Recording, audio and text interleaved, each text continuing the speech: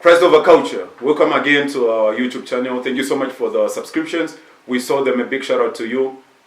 Thank you so much. So today we are joined by beautiful ladies, and we're also joined by our gentlemen here. So they will start by introducing themselves, starting from this side. Okay, I'm Liba Chigwana. Hello, I'm Shalom Shawa. Hello, I'm Cheryl Luando. Yes, Kwashe Majakora here. So today we're going to be talking about a lot of issues. We're going to be talking about music, we're going to be talking about dressing. You know, the Bible says that we have to dress modesty, but we don't know how modesty is modesty. And also we have to talk about music. Should Christians listen to secular music? So I will start with my friend right here. I'll start with Kula. What do you think about music? Should Christians listen to secular music? Najapri is a chichi. That's a very interesting one. And it's also a complex one. Okay. But the short answer is no. Right?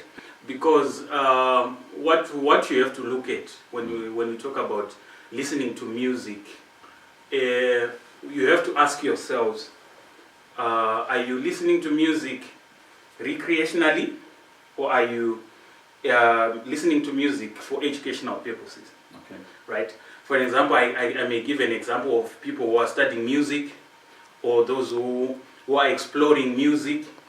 We have people who are into the secular kind of music, but they are well knowledgeable, right? So sometimes you may find yourself listening to them and trying to pick up a thing or two, or you may pick a tutorial from a person who plays secular music. Okay. Right. Also, the complexity of the issue is there are many nuances to this topic. Right. Mm-hmm. The other variable that you have to consider is we have to define, we have to establish what gospel music is, what secular music is. Is gospel music judged by the lyrical content, or is it judged by the life of an artist? I think maybe we can start by, the lyrical content. Okay, yes. So we cannot... Because I don't know, but this is what I think. Gospel music should reflect Christ, right? Yes. Yes, so should Christians listen to something that is not reflecting Christ? Because you see there are lyrics like to do with drug abuse, prostitution, yes, and stuff like that. So should Christians listen to that? So for me, gospel music, according to me, is not really judged by... yes, the lyrical content is one aspect of it. Okay. But there is the other aspect that is the most important one. That is the artist served, right? Because there are artists who have been known to Banushikirwa, right? Okay. They've been known to do macavers, hymns, they are uplifting the name of Christ. But the scenario is a bit like that scenario when Paul and is it Paul and Barnabas, when they were preaching, right? That girl, angani mweya yes, right. Your words the content, if you would like to call it that, was truthful. Okay, I think Buddha is agreeing with yes, you right there. Yes. The content was truthful, but the spirit behind. Yeah. Okay. Yeah, I also think that it depends. For me, it depends, because if you look at it, is the reason behind listening to the reason behind what you're listening to. Like if you listen to Japreza, what is it that you want to get from Japreza? Okay. If you listen to Baba Charamba, what is it that you're getting from Baba Charamba? Because for me, it's not about what it is that you're listening to that much. It is about what you are doing and what it is doing to you. Okay. So at certain times, you hear some Japreza kind of like saying certain things, and that will kind of like say, ndiriwe namo, ngandirambe wenamo ngaramba ari wenamo, and you are saying things to yourself. and you're saying things to yourself, and you are prophesying certain things to yourself. You're speaking certain words to yourself. And Okay. so it might not click to you that you are creating something. Okay, on that, would you listen to a Jah Praiser song that is positive? Maybe he's talking about success or something. I can listen to drug abuse awareness songs. Because it's something that is actually helping others to kind of like, okay, this is bad, you should not do this. There is certain dangers with these things. Because it's something that is helping you in a certain way. So maybe we can start by really asking, what is secular music? Yes. What you think? Shalom. Secular music, I think it just has to do with the kind of music that is now being played, especially in this modern era. Like those kinds of music, Banana Jah Praiser, Ana Holy, Ana Folds, in this era today. That's secular music according to you. Okay, Mr. Libert. Well, I think I would like to be a bit strict here. I think any kind of music that does not glorify God, that's it. to me, I regard that as... Okay. It doesn't matter, the message, content, whether it's positive if it's not centered on glorifying God or uplifting your spirit, your inner spirit, then to me it's secular music. Okay, you agree with them? Yeah, to a certain extent. Because, okay, why I say to a certain extent, we all know that marriage, I want to give this example. Marriage is an institution that was established by God Himself. He is the one who established it, right? Right. So there are some songs, wedding songs. Right. They're not really directly uplifting the Creator, right? But their content is about love, right? And it's about marriage, an institution that God created. So I believe that there are some love songs, wedding songs, if you would. And yet love. Yes, that we can say it will. We cannot really say it's secular music because they are talking of an institution, a biblical institution, right? So that's what I think. Okay. Yes. So how best can we describe secular music? Like something that has negative lyrics to it. Like if it's talking about drugs, it's talking about killing, shootings, and stuff like that. But if it's positive, then we're saying it's not secular music. Secular music is any music that is not God-inspired. Okay. Yes. That's the short answer. Any music that is not God-inspired. Love is God-inspired, so there's nothing wrong with love. Sometimes God may inspire you to come up with lyrics for a marriage setup. Right? Maybe it's a song that seeks to give instructions, to give advice, right? Because as human beings, we really connect to music more than any other kind of instruction. Okay. So God may instruct you. Who knows? It's within the confinements of Christianity. All right. Yes. Okay. Yes. Do you guys agree with? Actually, I agree with what Mr. Manjagara is saying. Maybe just to add one more thing on what we can use to define secular music is the kind of lifestyle that is being followed by the person who is actually singing that kind of music, and also the motive behind the music that is playing. You know, so there are things that we cannot see or cannot hear.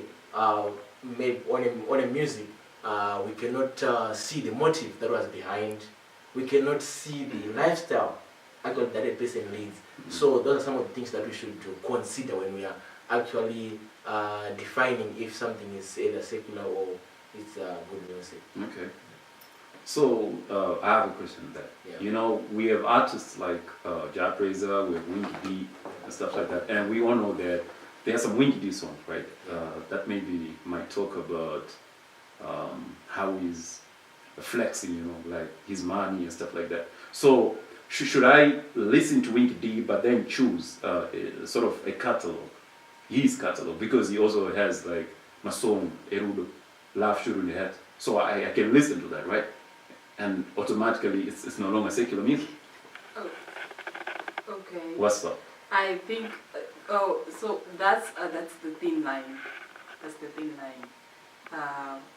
It's dangerous to live on thin ice because. So sometimes, you know, you can't then say I have a catalog that I listen to, like, yeah, Louis Sapasite and the other.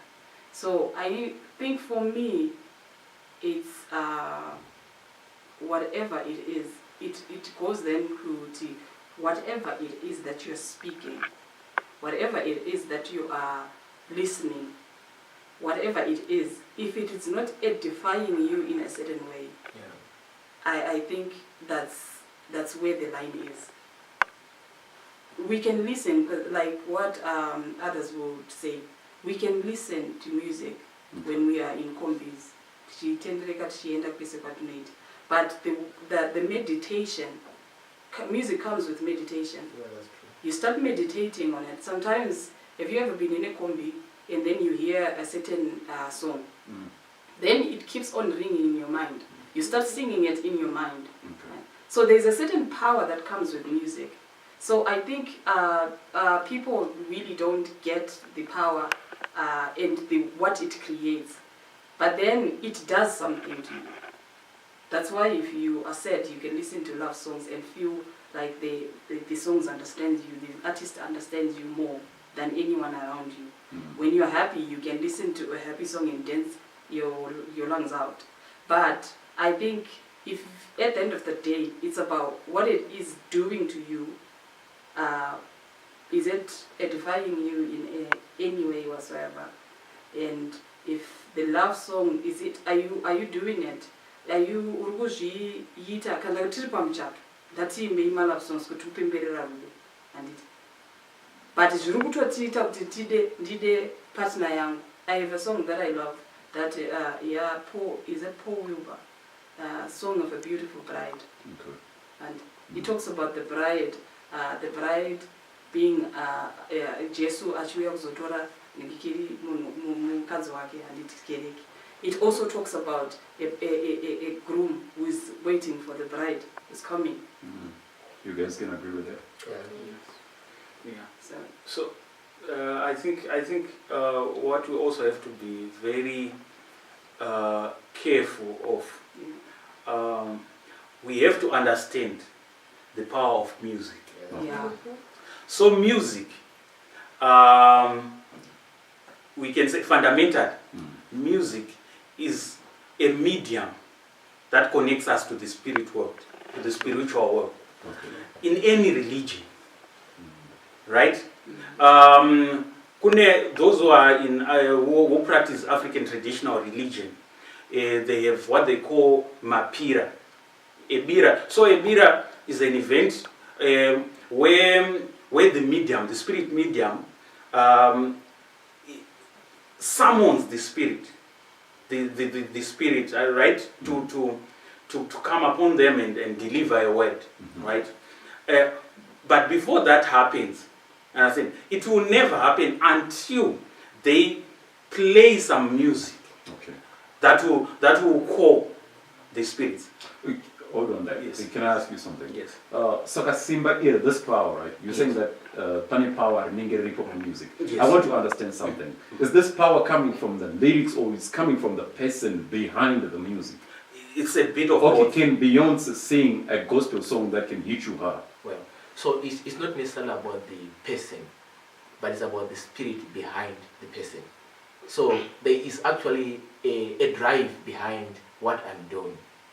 So that drive behind, if it's actually a negative spirit, that is the spirit of the devil, then there are only three motives that the devil has.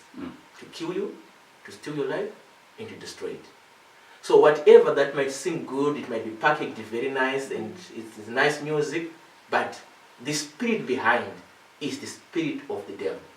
So we then need to do an audit trail of the person who is singing, but then it's difficult. You can't be finding a list of people who are singing good music that you regard as good. Right. Then you start to actually look after how are they living. You know, it's difficult. You cannot do that. Okay, for example, Yes. I want to give you an example, right? I do listen to gospel music, but you know, in Zimbabwe, we have a gospel diva, Fungisai. Yeah. At one time, she had a song, you know, with Killer T. What you guys think about that song? What you think, Shalom? Maybe let me try by giving me a certain example. Okay. It's like if devil comes and gives you an apple, right? Okay. To you, the apple is actually nice, it's good, Right. but the person that is giving you is actually bad. Alright. So that's the first thing that we have to look at. So now, if you look at Fungisai and Killer T is this person arguing more about certain things, and here we're saying Fungisai is singing gospel songs from God and you. Okay. But look at it now, the person that he's now with, Warukimbanai, what the motive. Killer T believer, and we have got Fungisai, and they have mixed together. They have become one thing, which means they're lying at the same side. So simply means that putting somehow is something. What can I say exactly? I think the motive. Exactly, behind, motive. Yeah, actually, The motive behind. Exactly. Because like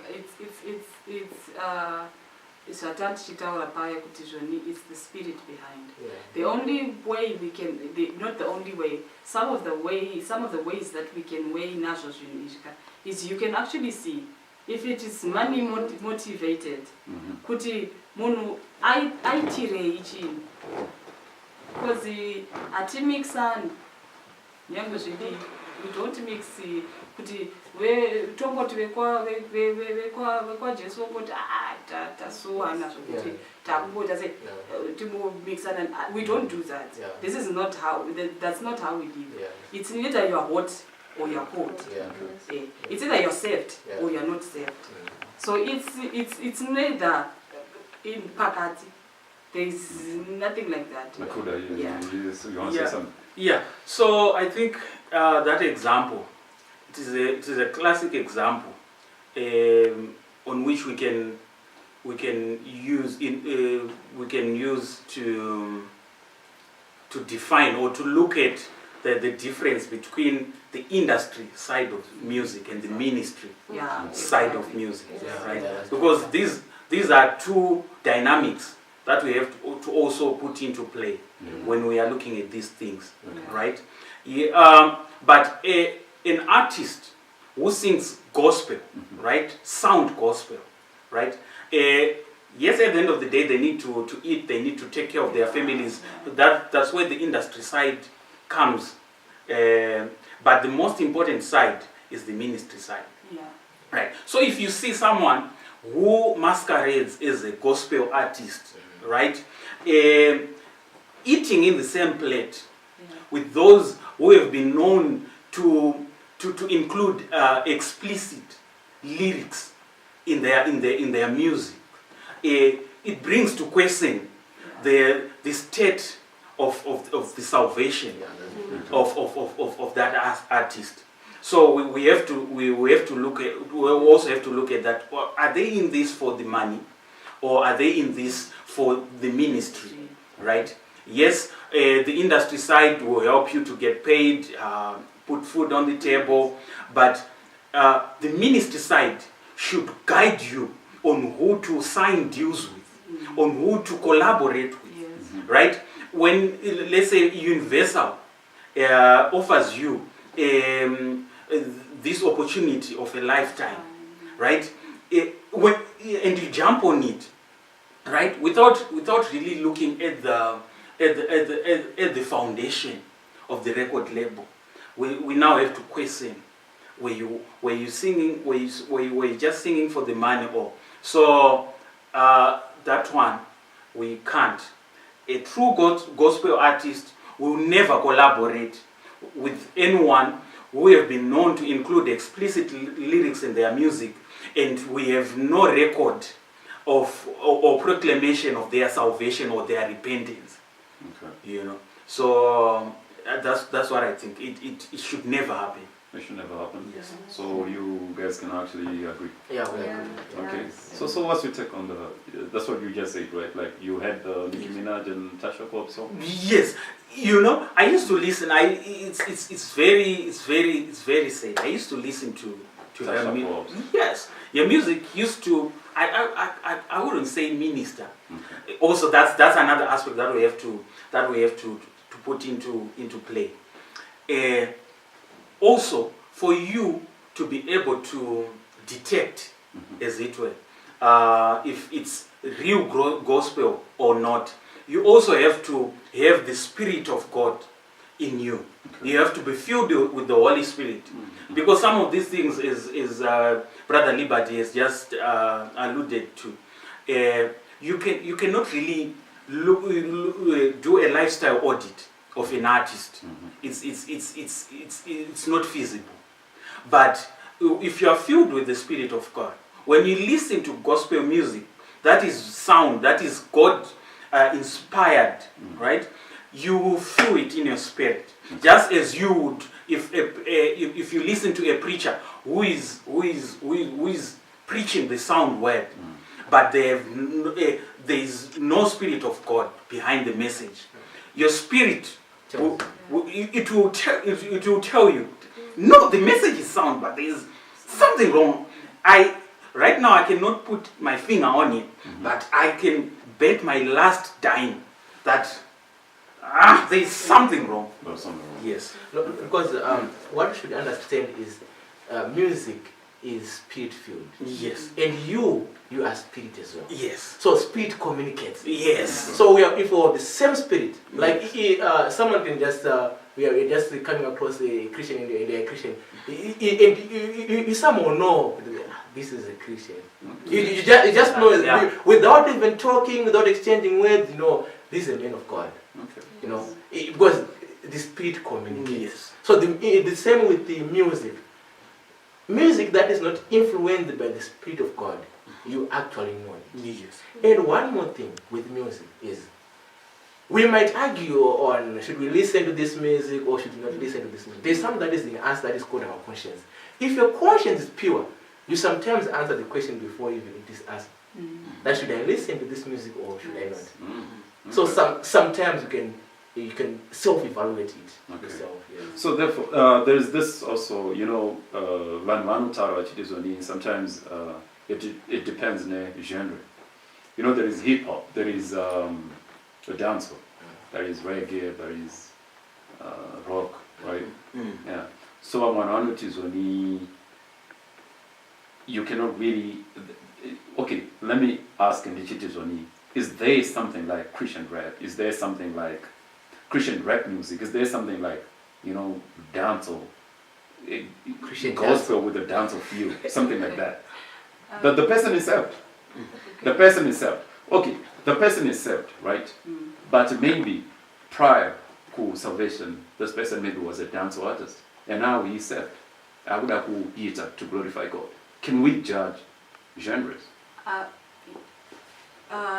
Well, like there's an example that I got last Sunday when we were going to church. Okay. We were listening to reggae music, Christian reggae music, if you want to call it that way. Okay. It was reggae music, for us it was reggae music. So, I believe like it's just genres. So we were listening to Christian reggae music. It was actually nice, and we were loving it. Okay. So I was now thinking, when Paul and Silas were praising God, the Bible doesn't speak it was jazz. The Bible doesn't tell us it was like they were worshiping God in a jazz way. They were worshiping God in the reggae way. So what do you like? You can't then put a mark and say, no, we can't listen to reggae music. No, you know, some people they go back to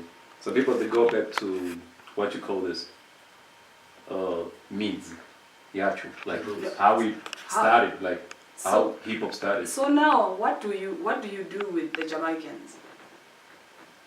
How you do with the Jamaicans? Yes.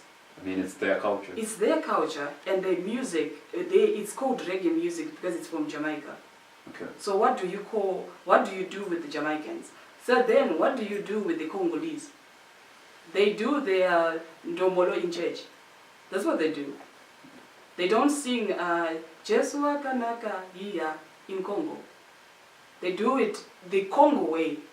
Okay, but guys, let me be honest here, Yeah. right? There is a difference, really, Yeah. if you listen to, this is what I think, and those are another one. If you listen to an Afro beat, if you listen to a hip hop beat, environment yacho can actually change. Apasade pa anything. It's just a beat. You see, if it's hip hop, then you see things will just change. Let's say you're driving, you listen to a hip hop beat. You see, you start to like feel yourself or something like that. If you listen to Afro pop, see the vibe is actually to Okay, to actually, dance. So what we should know is we have highlighted these things earlier. We said it's not necessarily about the lyrics. Yes. So that beat that's what I'm saying. is influenced, right? So should we go back to Now what is influencing the beat? Now we're saying there might be the same beat, nothing changes. It doesn't change. Might be influenced with two different spirits. Same beat, nothing changes. So I kind of agree with the Rudo. Sometimes maybe the reggae music, that's the Jamaican culture. So it's coming it's from the okay. culture. So it's a bit difficult Okay. for you to simply say it's reggae music, so it can't be Christian Yeah. music. Yeah. Mm-hmm. And then it goes back to what we were saying. It's the spirit behind. Yes. It's then the spirit behind the artist. Could have. What do you think? Okay. On issues to do with genres of music. Okay, so here's the thing. There have been many researches and studies that have been done. Scientists wanted to find out the effects of music on the neuroanatomy of the brain, right? Okay. So they used rodents. There are many studies that have been done as far as that goes. Mm-hmm. But I'm particularly interested with the one that is said to have been done to rodents. So what they did, they put these rats in different environments, right? Then in each environment they put a genre of music. So they put rock, jazz, is it hip hop? The other one is Let's just say dancer. yes. Let's just say dancehall for argument's sake. So they left it. They left the rest in those environments for a while, right? They wanted to see how music will affect their behaviors. Is there any behavioral changes that can be made? So when they went after a while to look at the results, so they say those that were put in a rock environment, they had become wilder, right? They were tearing each other up, right? They had wounds all over, scars all over. Those who were the other one was gospel. Okay. Right, it was gospel music.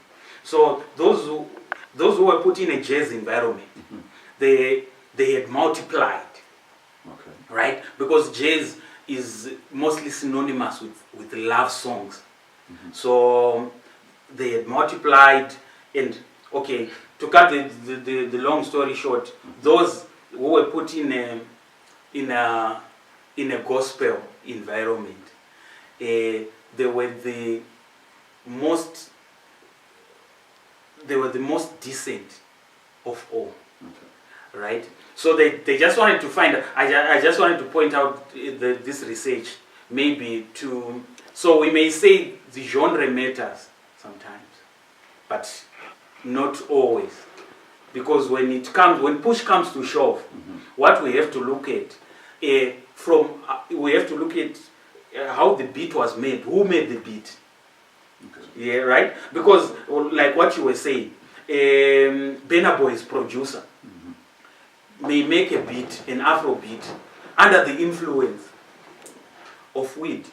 But a Christian may ride on that beat.